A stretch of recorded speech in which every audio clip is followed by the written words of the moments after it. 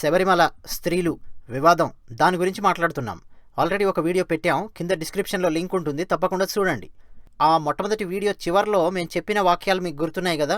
శబరిమల ఈ వివాదం సరే, తిరుమలలో ఒకప్పుడు 1000 సంవత్సరాల క్రితం ఒక పెద్ద వివాదం వస్తే దాన్ని ఎంత ప్రజాస్వామ్యబద్ధంగా సాల్వ్ చేశారో దాని గురించి చెప్తాము అని ఆ మొట్టమొదటి వీడియోలో చెప్పాం. ఇదిగో ఇప్పుడు మాట్లాడుతున్నాం దాని గురించి. శబరిమల స్త్రీలు ఆ వివాదం కూడా ఇప్పుడు మేము చెప్పబోయే వివాదం ఎలా సాల్వ్ అయిందో అలా సాల్వ్ చేసింటే చాలా బాగుండేది. వినండి, తెలుస్తుంది మీకే. ఆసక్తి లేని వాళ్ళు బయటికి వెళ్ళిపోండి, టీమిక్స్టర్ ఛానల్లో వేరే వీడియోస్ చూడండి. తిరుమల అంటేనే మనకు ఎన్ని వివాదాలు గుర్తొస్తాయో ఇక చెప్పలేం. లేటెస్ట్ రమణ దీక్షితులు పూజారులకు సంబంధించిన వివాదాలు, దాని మీద మీడియా ఛానల్స్ వేయడం, రాజకీయాలు ఎన్ని ఉంటాయో ఇక మీకు తెలుసు. గత 30-40 సంవత్సరాల పేపర్స్ కనుక మీరు దినపత్రికలు తెరిచి చూస్తే తిరుమల మీద ఎన్నో వివాదాలు కనిపిస్తాయి. ఆ వివాదాలన్నింటిలో 90% వివాదాలకు కారణం ప్రభుత్వం. అందులో డౌటే లేదు. అది ఏ ప్రభుత్వం అన్నా కానీ, ఆ పార్టీ ఈ పార్టీ పక్కన పెట్టండి, ప్రతి ప్రభుత్వం ప్రతి ముఖ్యమంత్రి తిరుమలకు మంచి చేసిన వాళ్ళు ఉన్నారు, రకరకాల సమస్యలు కొని తెచ్చిన వాళ్ళు ఉన్నారు. కొందరు ఉద్దేశపూర్వకంగా సమస్యలు తీసుకొస్తే, కొందరు ప్రభుత్వాలు నిర్లక్ష్యంతో సమస్యలు తీసుకొచ్చాయి. కొన్ని సమస్యలను ప్రభుత్వం పట్టించుకోకపోవడం వల్ల సమస్యలు తెస్తే, కొన్ని అనవసరమైన విషయాల్లో తలదూర్చి అత్యుత్సాహం ప్రదర్శించడం వల్ల కూడా తిరుమలలో సమస్యలు వచ్చేవి. ఇదంతా ప్రభుత్వాలు రకరకాల పార్టీల ప్రభుత్వాలు చేసిన పని అన్నమాట. వివాదాలు తిరుమలలో ఒక 10% వివాదాలు మాత్రం ఇతర వ్యక్తుల నుంచి వచ్చేవి. అయితే వీటన్నింటికంటే పెద్ద వివాదం 1000 సంవత్సరాల క్రితం వచ్చింది. చాలా పెద్ద వివాదం తిరుమలలో. అదేంటో తెలుసా? తిరుమల వెంకటేశ్వర స్వామి ఉన్నాడు కదా, ఆ విగ్రహం. తిరుమల వెంకటేశ్వర స్వామి విష్ణువు కాదు, శివుడు అని కొందరు, శివుడు కాదు కుమారస్వామి అని కొందరు, బ్రహ్మ అని కొందరు, శక్తి అని కొందరు, కాలభైరవుడు అని కొందరు. ఇలా ఒక్కొక్కరు ఒక్కొక్కలాగా మాట్లాడడం, వాళ్ళకు కావాల్సిన విధానాలలో పూజ చేయడానికి వెళ్ళడం. అది ఏ స్థాయికి వెళ్ళిందంటే తలలు నరుక్కునే స్థాయికి వెళ్ళింది, తన్నుకునే స్థాయికి వెళ్ళింది. ఈ విషయం గురించి రాజులనే బెదిరించి సమాజంలో ఒక అలజడి సృష్టించే స్థాయికి వెళ్ళింది. అది అసలు ఆ వివాదం ఎందుకు వచ్చింది, ఆ వివాదం ఆ తర్వాత ఎంత ప్రజాస్వామ్యబద్ధంగా సాల్వ్ అయింది అది చూద్దాం ఇప్పుడు ఈ వీడియోలో. చూస్తే మనకు శబరిమల లాంటి వివాదాలు, మతపరమైన వివాదాలు వచ్చినప్పుడు ప్రభుత్వాలు కానీ సుప్రీంకోర్టులు కానీ ఏ విధంగా ప్రవర్తించి ఎలా సాల్వ్ చేస్తే బాగుండేది అనేది మనకు అర్థం అవుతుంది. ఒక ఎగ్జాంపుల్ లాగా ఇది చెప్తూ ఉన్నాం. ఇక తిరుమల, అసలు ఆ తిరుమలలో ఇప్పుడు మేము చెప్పిన వివాదం ఎందుకు వచ్చింది? విష్ణువు కాదు, శివుడా, కాలభైరవుడా, బ్రహ్మణ, శక్త, కుమారస్వామి అని ఎందుకు అన్నారు? అసలు ఆ వివాదం ఎందుకు వచ్చింది అది చూద్దాం ముందు. అసలు వివాదం ఎందుకు వచ్చిందో తెలిస్తే కదా ఎలా సాల్వ్ అయిందో తెలిసేది. ఇది తెలుసుకోవాలంటే మనం కొన్ని వేల సంవత్సరాల చరిత్రలోకి వెళ్ళాలి. తిరుపతి వెంకటేశ్వర స్వామి ఎప్పుడో కృతయుగంలో ఉన్నాడు అని చెప్పి చాలా పురాణాల్లో ఉంది అంటుంటారు పెద్దలు. ఆ తర్వాత గుడి కట్టించడం కొందరు, అది శిథిలమైపోవడం, మళ్ళీ కొందరు చరిత్రలో రావడం, గుడి కట్టించడం, శిథిలమైపోవడం, ఇలా వస్తూ ఉండేది తిరుమల టెంపుల్కి సంబంధించి.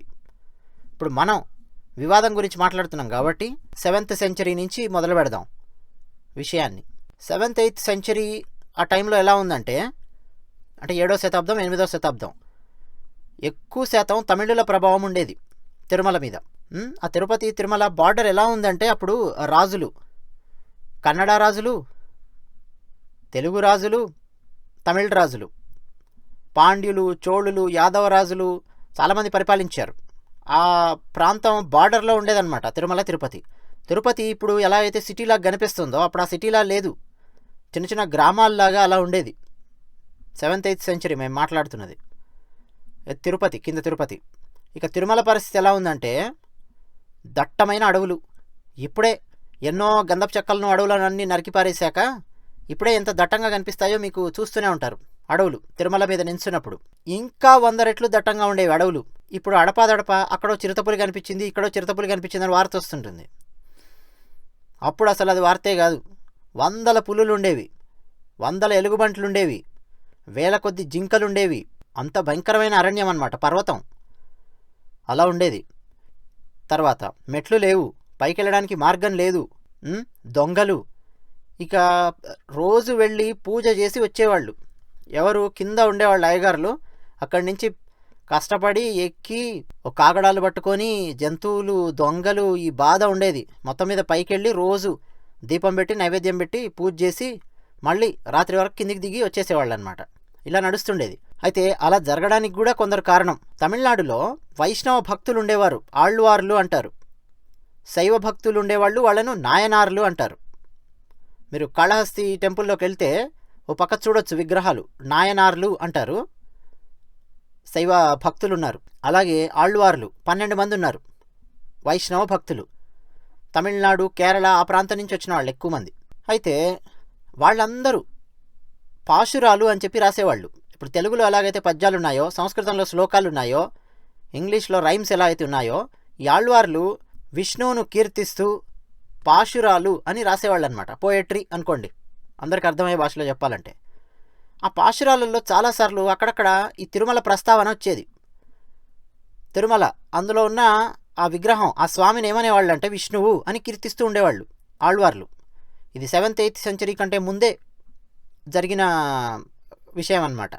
విష్ణువు అని కీర్తిస్తూ ఉండేవాళ్ళు. అలాంటివి కూడా ఇప్పుడు మనకు కనిపిస్తాయి, దొరుకుతాయి స్క్రిప్చర్స్. తర్వాత రాతి శిలాశాసనాలు కూడా చాలా దొరుకుతున్నాయి తిరుమల తిరుపతికి సంబంధించినవి.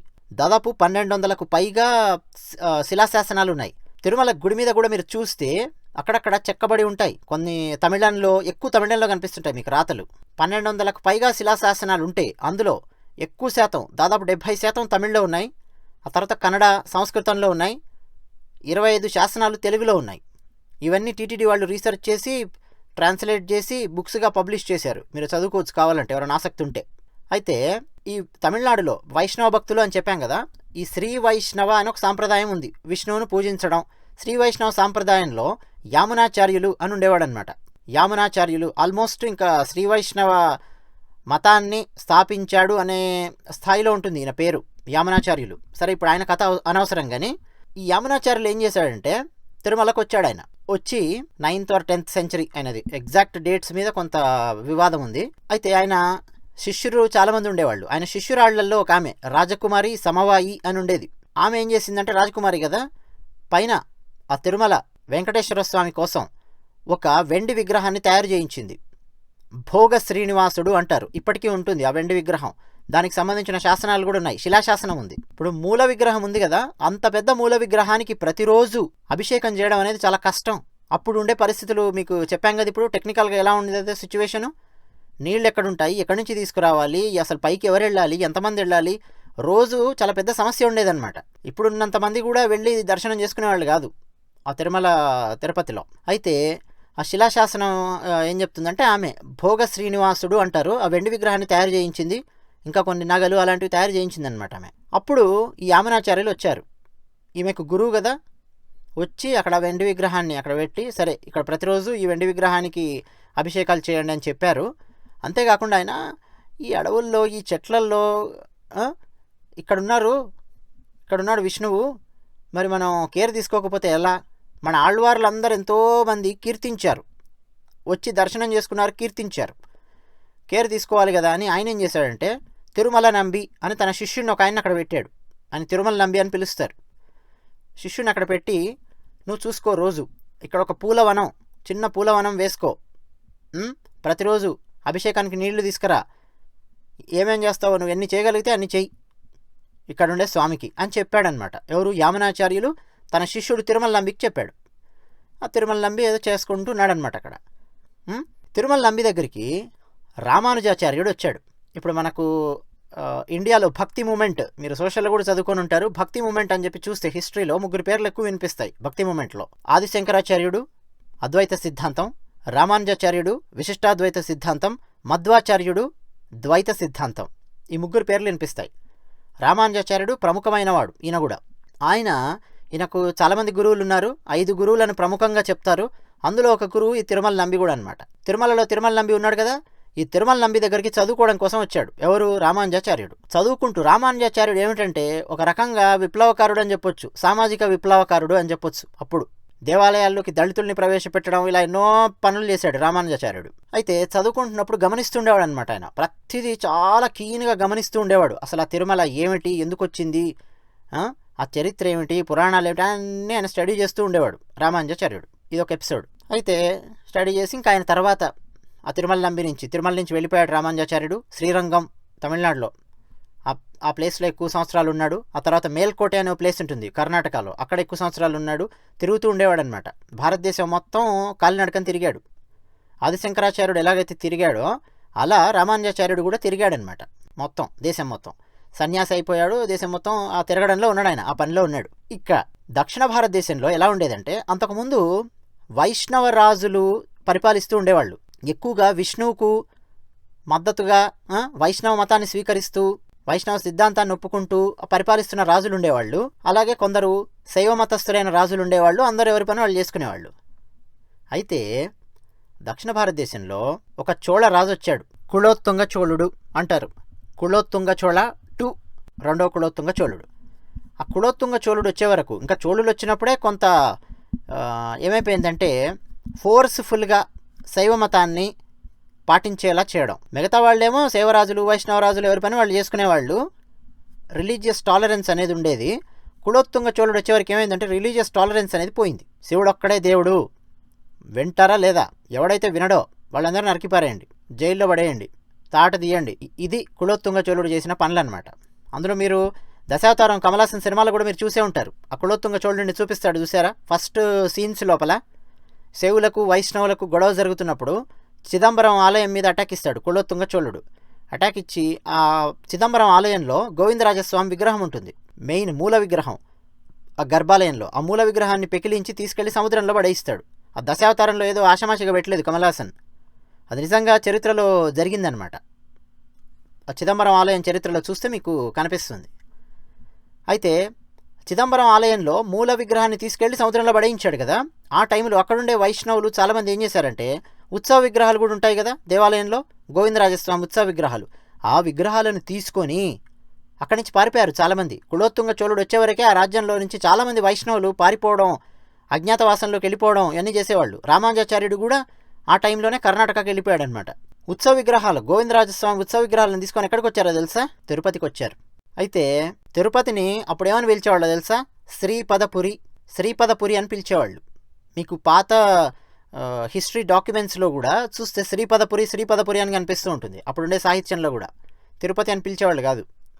శ్రీపదపురికి ఆ విగ్రహాలను తీసుకొని వచ్చారు అన్నట్టు ఉందన్నమాట శాసనాలలో.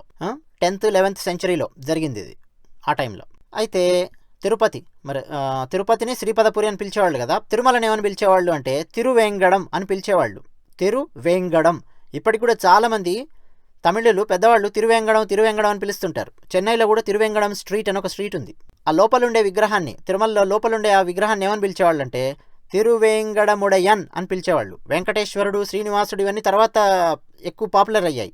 పేర్లు ముందు నుంచి ఉన్నాయి కానీ ఈ వెంకటేశ్వరుడు, శ్రీనివాసుడు ఎక్కువ తర్వాత పాపులర్ అయ్యాయి పేర్లు. అంతకుముందు తిరువేంగడముడయన్ అని పిలిచేవాళ్ళు. అప్పుడుండే సాహిత్యంలో కూడా ఎక్కువ ఇదే పేరు మీకు వినిపిస్తూ ఉంటుంది. ఇక ఈ చోళుడు రాగానే శైవ మతాన్ని అవలంబించే వాళ్ళు ఏం చేసేవాళ్ళు అంటే, ఇంకా వాళ్ళు రాజు ఉస్కో అన్నాడంటే కింద ఉండేవాళ్ళు ఊరుకోరు కదా, వైష్ణవుల మీద దాడులు చేయడం. అంతకుముందు పరిస్థితి ఎలా ఉండేది? కొంత రిలీజియస్ టాలరెన్స్ ఉండేది. అయితే ఒకరిద్దరు ఉన్నారు అంటే మరీ ఈ కులోత్తుంగ చోళుడు చేసిన దారుణాలు చేయలేదు కానీ వైష్ణవ రాజులు కూడా ఉన్నారు. వాళ్ళు కూడా ఇప్పుడు నేను వైష్ణవ మతాన్ని స్వీకరించాను కాబట్టి నువ్వు కూడా మర్యాదగా వైష్ణవ మతాన్ని స్వీకరించు, కింద ఉన్న వాళ్ళని ఫోర్స్ చేయడం, ఇలాంటి వాళ్ళు కూడా ఉన్నారు. లేరని కాదు, అన్ని చోట్ల ఉంటారు ఇలాంటి వాళ్ళు. అయితే రిలీజియస్ టాలరెన్స్ మాత్రం ఎక్కువగా ఉండేది. ఈ కులోత్తుంగ చోళుడి పేరు మాత్రం బాగా హైలైట్ అయింది చరిత్రలో. ఎందుకంటే తనకు నచ్చని ఆలయాల మీద దాడి చేయించడం, ధ్వంసం చేయించడం, ఇలాంటి ఈ స్థాయికి వెళ్ళేవాడు. ఈయననే ఇలా చేస్తుంటే ఇంక ఈయన కింద ఉండేవాళ్ళు ఇంకా మరింత రెచ్చిపోయేవాళ్ళు. వీళ్ళందరూ కన్ను తిరుమల మీద పడింది, తిరుమలలో ఉండే ఆ విగ్రహం మీద పడింది. విగ్రహాన్ని పరిశీలించారు. వచ్చి దర్శనం చేసుకునే వాళ్ళు చూస్తుంటారు కదా, పరిశీలించి ఆ టైంలో తిరుమల, తిరుపతి ఆ ప్రాంతాన్ని యాదవరాజు పరిపాలించేవాడు. ఆ యాదవరాజు ఎవరంటే ఈ చోళులకు సామంతుడు పరిపాలిస్తూ ఉండేవాడు. అప్పుడు అక్కడ ఉండేవాళ్ళు ఆ శైవులు అందరూ యాదవరాజు దగ్గరికి వెళ్ళి పైన తిరుమలలో అంటే తిరువేంగడంలో ఉన్న ఆ విగ్రహం విష్ణువు కాదు, శివుడు లేదా కుమారస్వామి, కాలభైరవుడు, బ్రహ్మ లేకపోతే శక్తి, విష్ణువు కాదు అని అనడం మొదలెట్టారు. ఎందుకు విష్ణువు కాదు అని అడిగితే ఆ విగ్రహాన్ని చూడండి, మీరు నిజంగా చూస్తే కూడా మీరు విగ్రహాన్ని అంటే కిరీటం, ఆభరణాలు ఏం లేకుండా ఓన్లీ ఆ విగ్రహాన్ని మాత్రమే చూసి అనలైజ్ చేస్తే విష్ణువు విగ్రహానికి ఆగమంలో ఆగమశాస్త్రం అని ఉంటుంది, శిల్పశాస్త్రం ఉంటుంది, చెక్కేటప్పుడు ఈ విగ్రహాన్ని ఇలా చెక్కాలి, ఇలాంటి శిల్పశాస్త్రం ఒకటి ఉంటుంది. విష్ణు విగ్రహానికి ఎలాంటి చిహ్నాలు ఉండాలో ఆగమ శాస్త్రంలో అలాంటి చిహ్నాలు ఏవి లేవు ఆ విగ్రహాన్ని చూస్తే. రెండోది, ఆగమంలో శివుడు ఎలా ఉంటాడో నిజానికి ఆ చిహ్నాలు కూడా పూర్తిగా లేవు ఆ విగ్రహానికి. తర్వాత కుమారస్వామి 2-3 సార్లు ఆ తిరుమల కొండల మీదకి వచ్చాడు అని పురాణాలలో ఆధారాలున్నాయి. తర్వాత మరో విషయం, వెంకటేశ్వర స్వామి విగ్రహం నిలబడి ఉంటాడు కదా, ఎక్కడి నించొని ఉంటాడు తెలుసా?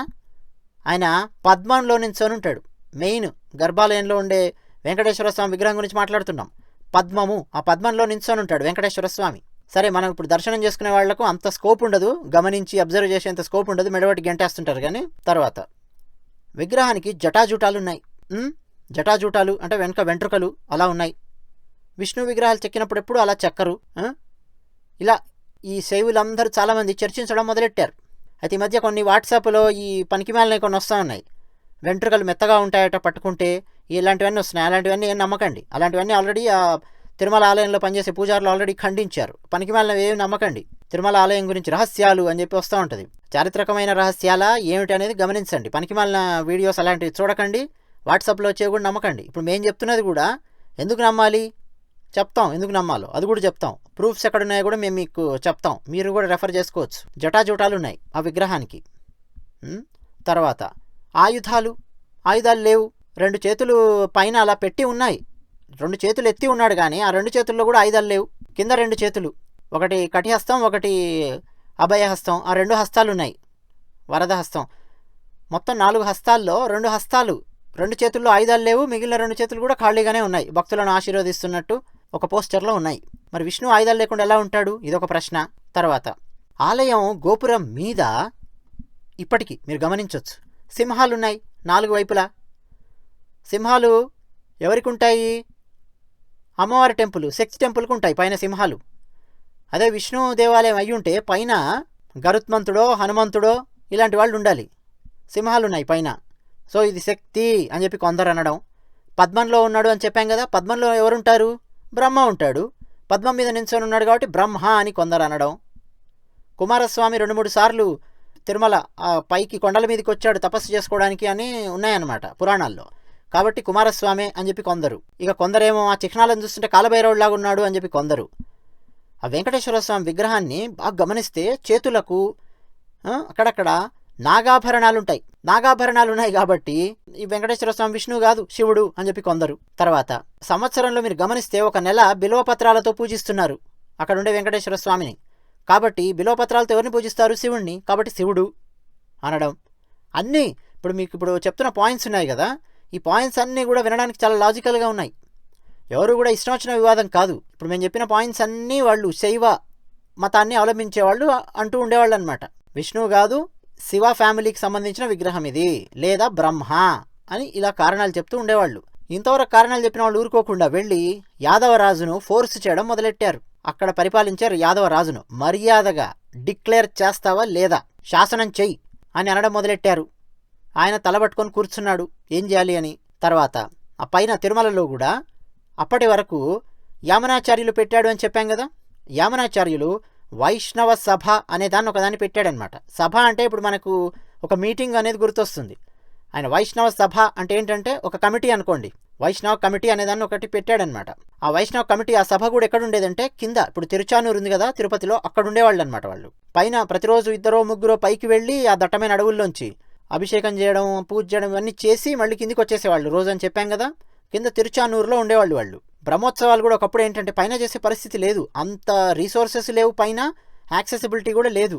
బ్రహ్మోత్సవాలు పూర్తిగా ఆగమబద్ధంగా చేయాలంటే రీసోర్సెస్ ఇష్యూ వల్ల ఏం చేసేవాళ్ళు అంటే పైన గరుడ ధ్వజం ఎగరేసేవాళ్ళు. బ్రహ్మోత్సవాలు వచ్చినప్పుడు తిరుమలలో గరుడ ధ్వజం ఎగిరేసి కిందికి ఉత్సవ విగ్రహాలను తీసుకొచ్చి తిరుచానూరు ఉంది కదా అక్కడ చేస్తూ ఉండేవాళ్ళు. బ్రహ్మోత్సవాలు మొత్తం అక్కడ చేసి ఫైనల్గా ఏం చేస్తారు, బ్రహ్మోత్సవాల్లో చక్రస్నానం అని చేయిస్తారు. ఆ చక్రస్నానం చేయించే టైంలో పైకి వెళ్ళిపోయి మళ్ళీ పుష్కరిణిలో చక్రస్నానం చేయించేవాళ్ళు. ఇలా చేస్తూ ఉండేవాళ్ళు అనమాట. ఇక ఆ వైష్ణవ సభ వాళ్ళు ఉన్నారు కదా, వాళ్ళు వచ్చారు యాదవరాజు దగ్గరికి. లేదు ఇన్ని 100 సంవత్సరాల నుంచి 1000 సంవత్సరాల నుంచి విష్ణు విష్ణు అని చెప్పి పూజిస్తున్నారు, విష్ణువే అక్కడున్నది విష్ణువే అని వాళ్ళు. ఇక యాదవరాజు దగ్గరకు వచ్చిందనమాట ఇష్యూ. ఇప్పుడు ఆయన సాల్వ్ చేయాలి. ఎలా సాల్వ్ చేయాలి? తర్వాత ఈ వీడియోకి తర్వాతి భాగంలో చూడండి. అందులో వివాదం ఎలా సాల్వ్ అయిందో ఉంటుంది, అలాగే శబరిమల వివాదాన్ని ఎలా సాల్వ్ చేస్తే బాగుంటుందో అది కూడా ఎక్స్ప్లెనేషన్ ఉంటుంది. ఈ వీడియోస్ కనుక మీకు నచ్చితే లింక్స్ దయచేసి వేరే వాళ్ళకి షేర్ చేయండి. అలాగే టీమిక్స్చర్ ఛానల్కు సబ్స్క్రైబ్ అవ్వండి. మరిన్ని విషయాల గురించి, మేము ఆసక్తికరమైన విషయాల గురించి టీమిక్స్చర్ ఛానల్లో వీడియోస్ పెడతాం. ధన్యవాదాలు.